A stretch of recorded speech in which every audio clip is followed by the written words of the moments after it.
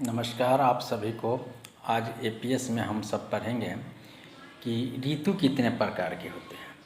हम लोग तो जानते हैं कि ऋतु 4 ही प्रकार के होते हैं, लेकिन यह अलग देशों में होते हैं। हमारे देशों में 6 ऋतुएं होते हैं, जो 2 महीने के एक ऋतु होते हैं।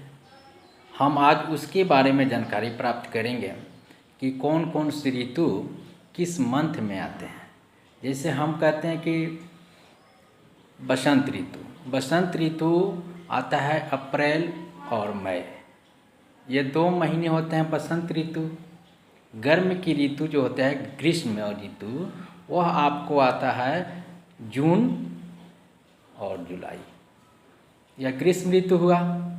वर्षा ऋतु होता है अगस्त सितंबर। 2 मंथ के हम डिवाइड करते हैं तो हमारे ऋतु निकल जाते हैं 6।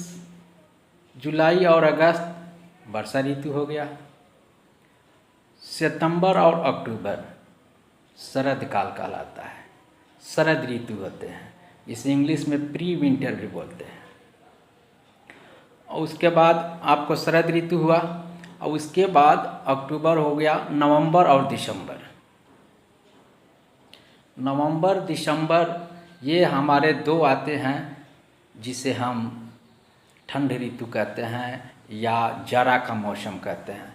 इसमें जाड़ा स्टार्ट भी होता है, उतना न ठंडा न गर्म होता है, लेकिन दिसंबर में हमें अधिक से अधिक ठंड पड़ती है, जो कि हमें जाड़ा ऋतु कहलाते हैं।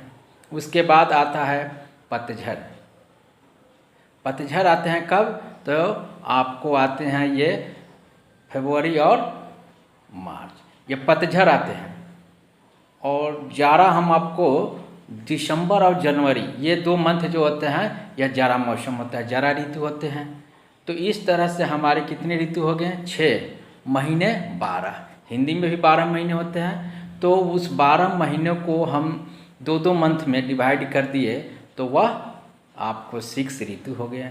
ऐसे नॉर्मली हम जानते हैं कि गर्मी, बरसात, जाड़ा और बसंत, ये 4 ऋतु हम यूज करते हैं, लेकिन 2 पतझड़ और आपको शरद ऋतु हम नहीं जानते हैं, उसका यूज नहीं करते हैं, उसका ध्यान नहीं देते हैं, इसलिए हम कंफ्यूज करते हैं कि 4 ही ऋतु हैं। लेकिन भारत में 6 ऋतु, 4 और +2 6 ऋतु होते हैं। इसलिए हमें जानना चाहिए और इसे समझना चाहिए। अब ये आ रहा है जो शरद ऋतु, अभी मौसम चल रहा है, इसके बाद जाड़ा का स्टार्ट होगा, तो हम लोग जाड़ा के बारे में जानेंगे कि यह ऋतु में हमें क्या क्या सावधानियां बरतनी चाहिए, कैसे रहना